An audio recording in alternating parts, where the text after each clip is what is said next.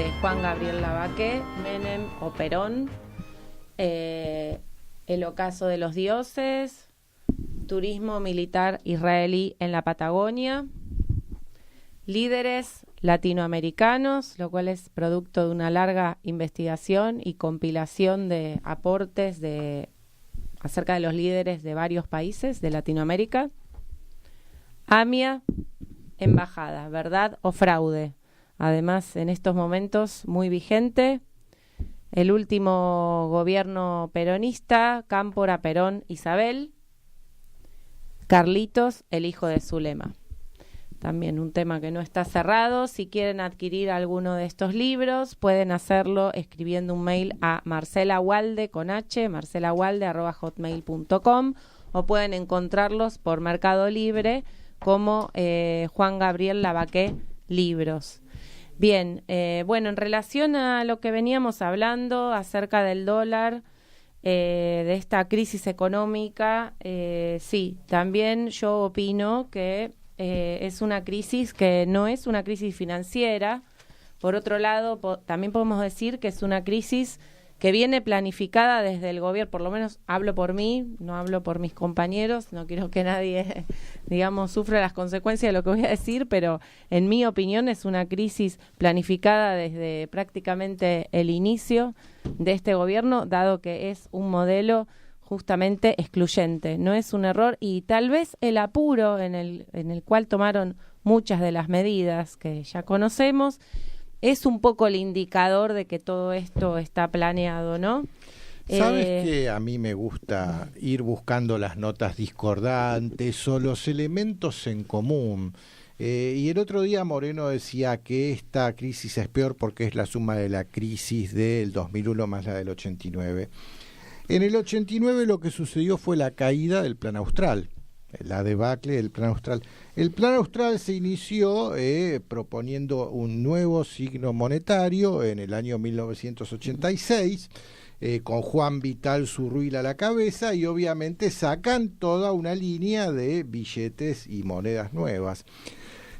Nuestra moneda siempre históricamente tiene caras de próceres, o el sol de la bandera, o el escudo nacional. Bueno, por primera vez las monedas de los australes tenían la de medio austral. Teníamos una moneda de medio austral. Nunca habíamos tenido una moneda de media unidad monetaria, no. Pero la moneda de medio austral tenía un hornero. O sea, incorporamos animales, el zoológico a la moneda. La moneda de un austral tenía un ñandú. Y la moneda de 5 australes, no, te estoy hablando de centavo. Medio centavo austral, hornero. 1 centavo, ñandú. 5 centavos de austral, el puma. ¿Qué significa? O sea, hoy que de vuelta volvimos a dejar en nuestra moneda a los próceres, a los escudos nacionales, a las Malvinas, al sol, tenemos animales, y qué cosa, en el de 500 tenemos al mismo animalito que teníamos en el de 5 aquellos años. Sí, en aquel era puma, este yaguareté, pero es la misma especie, felino. Qué interesante. Quique, tenemos en el teléfono a Héctor Juliano. Héctor, ¿estás ahí? Sí, Enrique. ¿Quién es Enrique? Juan Gabriel. Juan Gabriel. Me bautizaron Juan por mi abuelo, te aclaro. No, pero está bien, están juntos. Buen día y gracias por llamar. Héctor, gracias por atendernos y gracias por los buenos consejos que me diste ayer para armar este programa. Yo recuerdo que me dijiste muy claramente, hablar de los condicionamientos que nos va a dar el fondo en este momento en que todavía el fondo no ha dicho cuáles son esos acondicionamientos, no vale la pena, es peligroso incluso porque nos podemos equivocar. Sí, es prematuro, no tenemos información y además está habiendo un hecho que ocurre otras veces.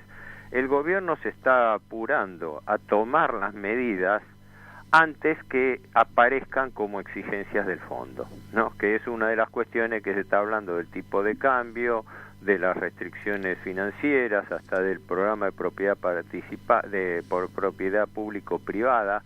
Sí, mi idea es, hay que esperar, yo analizo... Este gobierno es liberal por vocación, no por obligación, entonces. ¿no? Sí, no, desde ya. No, lo que ocurre, digamos, adelantando un comentario, que a lo mejor iba a ser motivo también de tu pregunta, es esta abrupta salida del presidente a pedir un préstamo de emergencia al Fondo Monetario, contradice, pero abierta, escandalosamente, el discurso oficial que se venía dando hasta hace pocos días y hasta aún ahora que se quiere mantener. No, todo está bien. La economía está estabilizada, estamos creciendo, la inflación está bajando, el tipo de cambio está... Y vino de un plumazo un golpe financiero que es como darle un cachetazo y llamarlo a la realidad. Y en estas circunstancias, cuando un gobierno no demuestra capacidad, ni prolijidad consecuentemente, ni honestidad para manejar la situación, ocurre que muchas veces le viene la intervención de afuera. Miren, cuando ustedes no dan pie con bola, le vamos a poner un equipo técnico para que les haga cumplir el programa a rajatabla. Si me permitís, para resumir tu pensamiento, yo coincido con vos plenamente. Sí. Yo diría, son liberales por vocación, de eso es evidente. Sí. También por interés, ¿no? Porque siempre el liberalismo favorece a los más grandes, a los más fuertes, y este es un gobierno de los millonarios, de los millonarios y fugadores, porque tienen esas dos características. Hay gente que se ha ganado muchísimo dinero y la ha invertido en el país. No ha fugado que se sepa, por lo menos, o no en forma escandalosa. Hay gente que ha ganado el dinero sin prebendas del Estado, sin coimas, sin obedrech de por medio.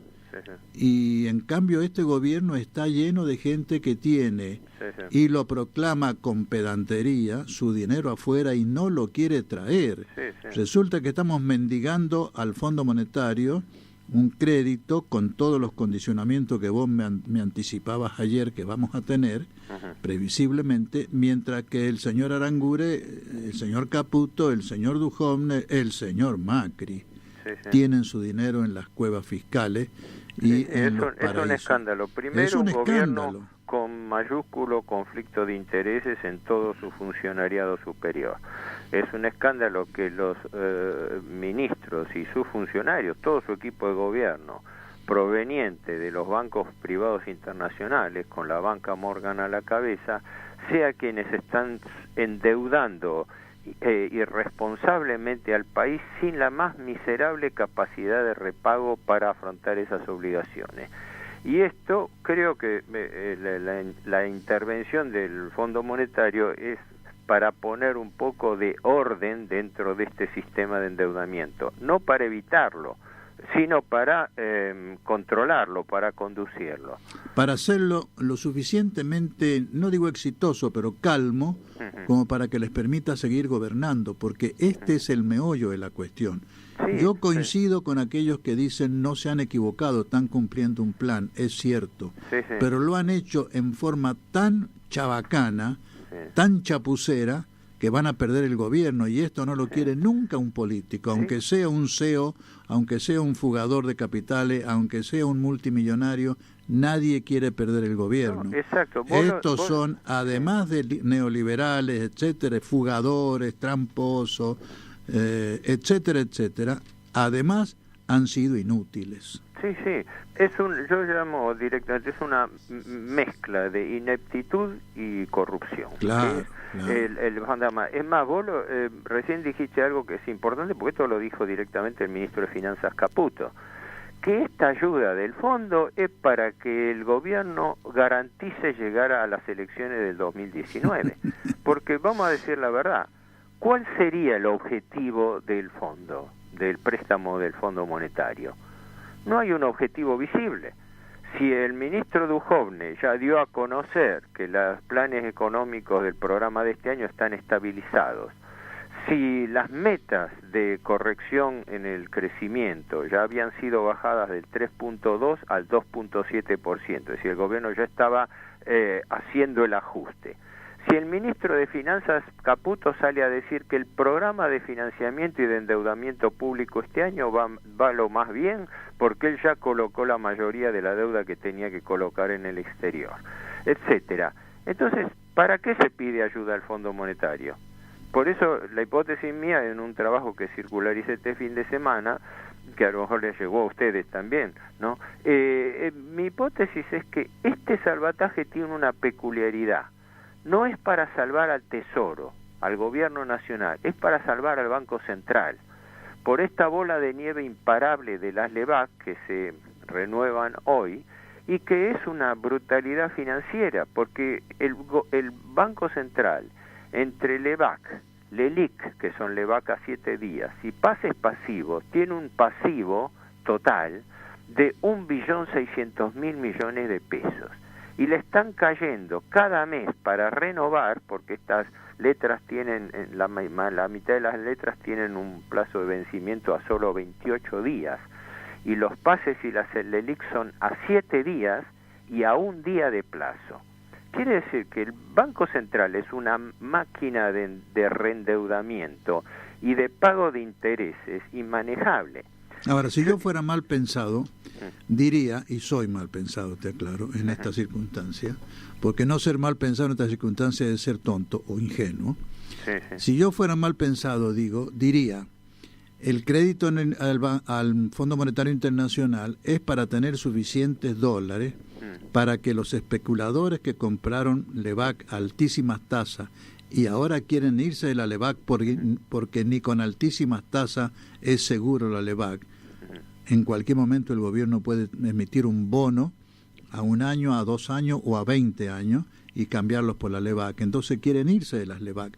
Pero sí, para irse de las LEBAC, el central tiene que tener dólares disponibles para venderles y que los fuguen. Exacto, por eso esa es la función que va a cumplir, esa es la función que va a cumplir los 30.000 millones de dólares que le están pidiendo al Fondo Monetario. Eso es lo que estoy diciendo, que es un préstamo peculiar del Fondo Monetario, no es para asistir al Tesoro, es para asistir al Banco Central. No, para asistir a los una fuga de dólares masiva. Para asistir a los fugadores, a los del gobierno, a los que están fugando dinero, que son los propios del gobierno. Claro, es lo más lamentable. Es claro, el Fondo Monetario no ha perdido. Ahora quieren hacer un discurso de que el Fondo Monetario cambió. ¿Viste? Se dice, ahora no es el Fondo Monetario. No. El Fondo Monetario tiene un rol que cumplir. Presta a los países, no para ayudar a los países, sino para que los países no interrumpan los pagos de intereses a los acreedores, porque el objeto es salvar a los acreedores, que no se queden Héctor, el zorro pierde el pelo, no las mañas. Sí, por eso. Y en este momento se está dando, vos recién lo decías, se está dando esto, que esa garantía es poco menos para que el gobierno Macri le diga a los tenedores de capitales especulativos que tienen la mayoría de las LEBAC: señores, yo les subo la tasa de interés al nivel récord en el mundo. Tasas que estaban en el 27-25%, se las llevo al 40%, lo cual, insisto, es una brutalidad financiera, porque como esas tasas de interés fijan el piso de las tasas de mercado, quiere decir que con eso descompaginaron toda la economía interna, porque ahora los descubiertos en cuenta corriente, los préstamos personales, proyectos de inversión, se van todos al diablo, porque ¿quién puede hacer un plan de inversión productiva en un país donde el Banco Central le sube de un plumazo la tasa del 27 al 40, claro, se dispara? Es poner la economía al servicio del capital especulativo. Pero lo más doloroso, y digo doloroso porque realmente duele esto, es que esa especulación financiera que la han hecho para embolsar millones y millones de dólares y llevárselo al exterior un grupo de privilegiados que son los que gobiernan, eso se logra ¿en base a qué? Porque ¿quién va a pagar el ajuste ahora? Cuando venga el ajuste, ¿quién va a sufrir la disminución de salario, de jubilaciones, el aumento de precios por la inflación? ¿Quién va a sufrir la escasez? ¿Quién va a sufrir la desocupación? El pueblo trabajador.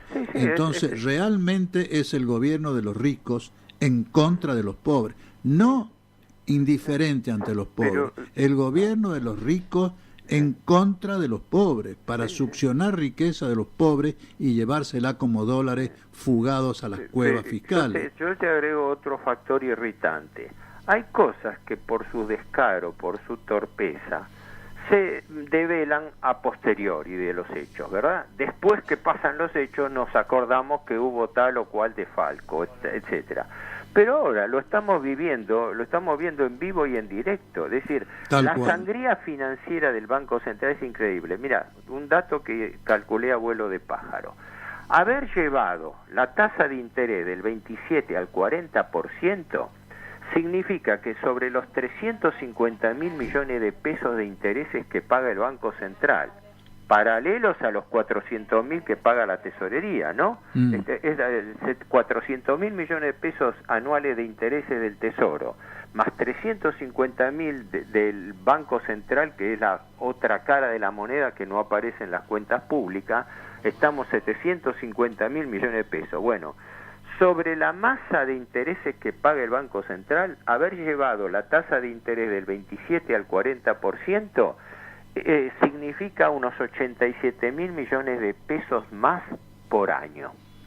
O sea que en un mes, basta que difieran estas tasas en un mes, porque la mitad son a 28 días, los bancos, los tenedores, hacen una diferencia de 7.200 millones de pesos en un mes. En un mes. En un mes, o sea... Me están haciendo señas que se nos termina el tiempo y hay un amigo tuyo que quiere saludarte e intervenir, Quique Romero. Bueno, sí, ¿qué tal, Héctor, Enrique? ¿Cómo te va? ¿Te acordás allá en el 2002, creo que fue, no más tarde del 2002, que pasó Stiglitz por acá, por Buenos Aires, Joseph Stiglitz, premio Nobel de Economía 2001 y ex economista jefe del Banco Mundial, y que fuimos ahí a la Facultad de Economía, ¿no? A Ciencias Económicas.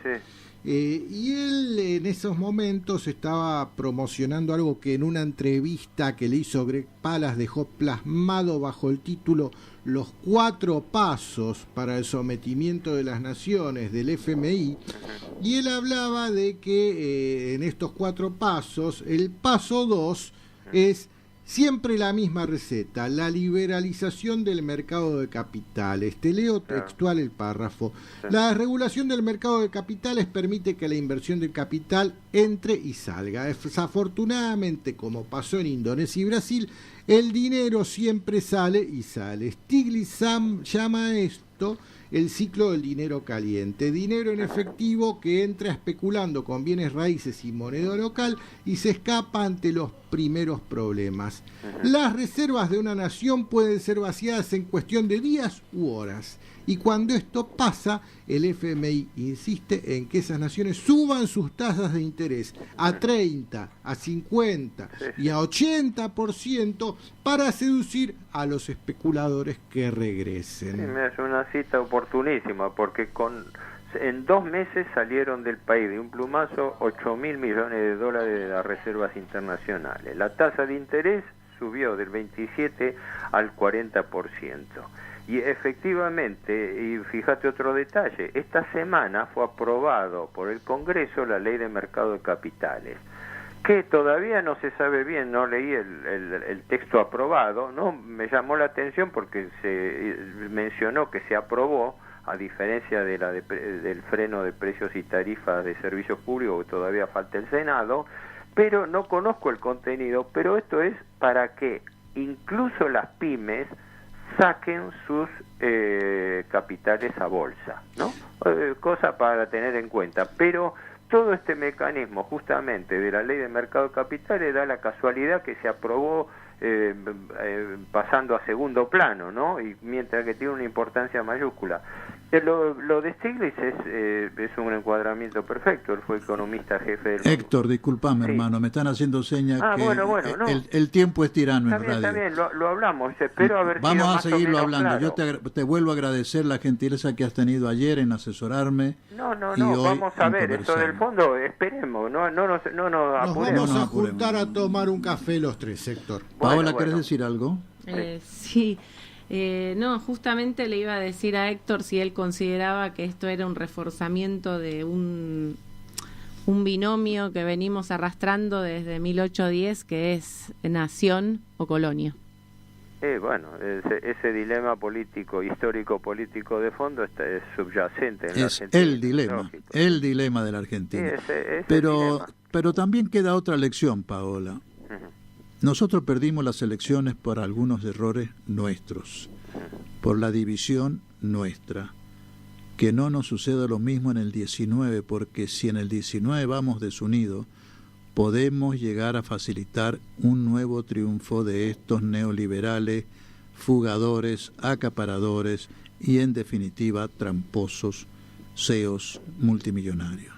La responsabilidad de acá al 19 ya no es de ellos, es nuestra. Unidos triunfaremos. Gracias, hasta la próxima. Hasta la próxima y no nos olvidemos de Palestina. No nos olvidemos de Palestina. Quique. El martes que viene estaremos acá, si es que todavía estamos. Si estamos, estaremos acá. Así es. Muchas gracias a todos, que tengan un buen día a pesar de todo y que el martes nos veamos de nuevo o nos escuchemos de nuevo.